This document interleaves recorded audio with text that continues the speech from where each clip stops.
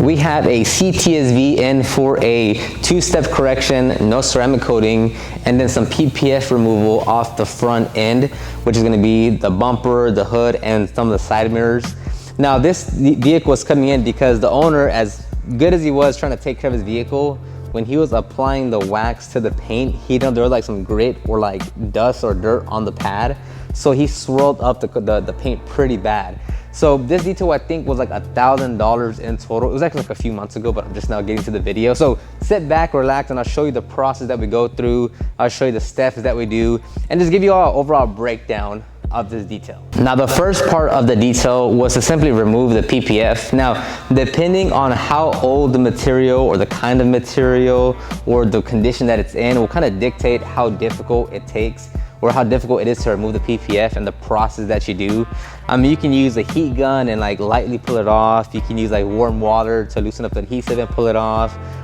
Depending on, again, what it is, you might have to use the adhesive wheel remover and use that to remove that. So we kind of did all three of those to remove the PPF, because you can remove the PPF, but sometimes, again, depending on the condition, the adhesive might be left over, or like the PPF is so brittle that like it's breaking up in like in 1,000 pieces. So experience really comes in play when you're removing PPF. But one thing that's important to know is that be gentle when you're like, don't just yank it, because sometimes you can yank some paint off at the same time that you're pulling off the PPF.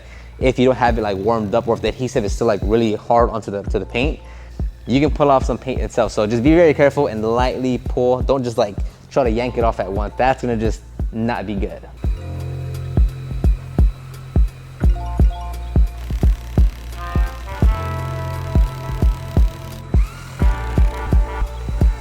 Next, we move to prepping the vehicle, and as always, we're gonna start with the wheels and tires. We're gonna use our IK Foam Pro 12 pump sprayer and its various brushes. These are some CCW wheels, so they have a lot of spokes and you wanna get into all the areas that you can. So we're gonna use a variety of brushes to make sure we're cleaning everything.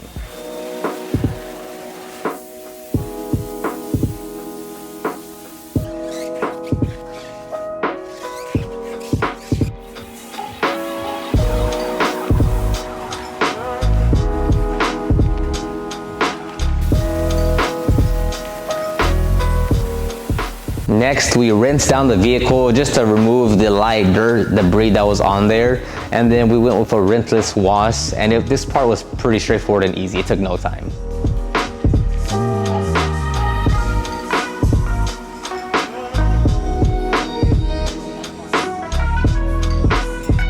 Next is the claying process. As per usual, we're gonna use our clay mitts with our clay lubricant and our pump sprayers. Now with this vehicle, it was already basically like clean, so there was only maybe a few areas that we had to pay more attention to, but other than that, this was also no time to get done.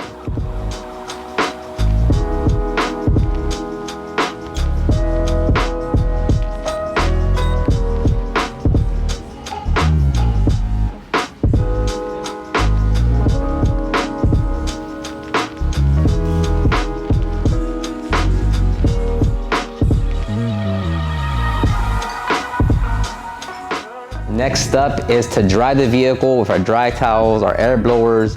We're going to tape up the sensitive areas and then inspect the paint.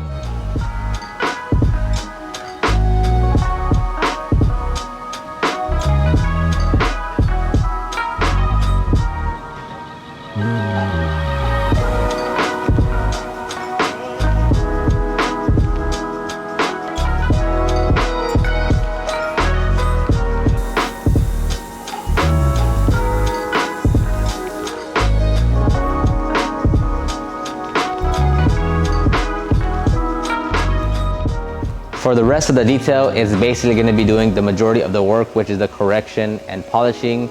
So for the correction, we're using a Max Shine and a Greats Garage 15mm throw polisher, and we're using the Oberk microfiber cutting disc with Oberk cuts.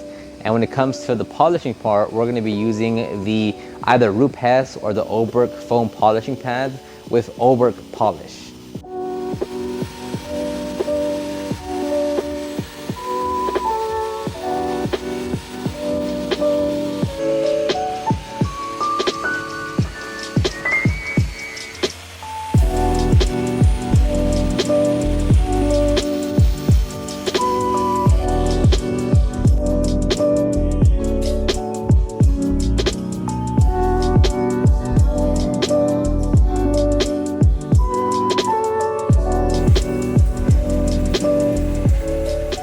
and the paint is coming out fantastic. It is a big difference, a dramatic difference between how the vehicle came in and then the results that we're getting.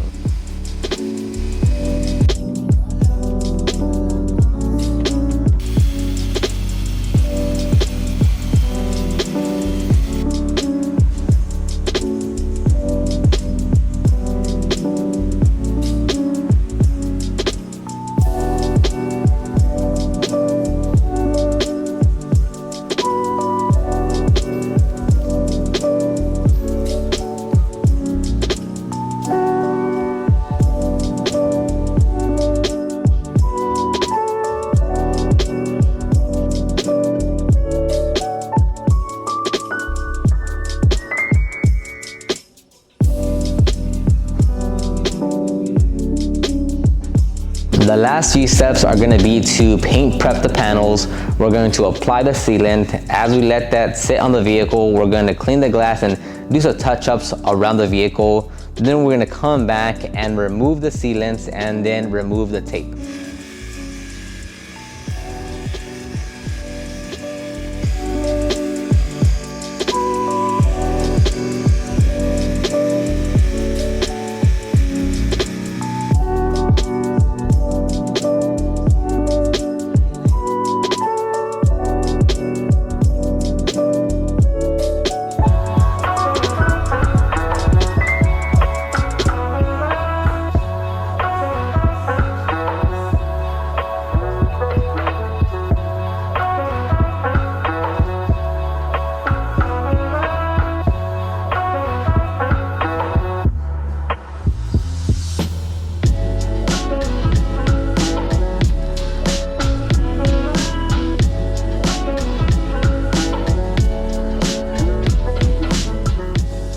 And now these are the final results. We pulled the vehicle outside, we inspected it, make sure everything's looking good.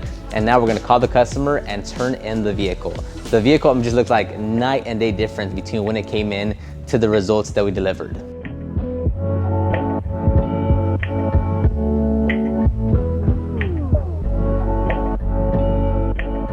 And that's gonna wrap up the video right here. I have the links to most of the tools and products that we use down in the description box below. Let me know if you have any specific questions about the detail. I'd love to answer and give you any feedback that I can, or I'll make another video when I can. Thank you very much, and I'll see you on the next one.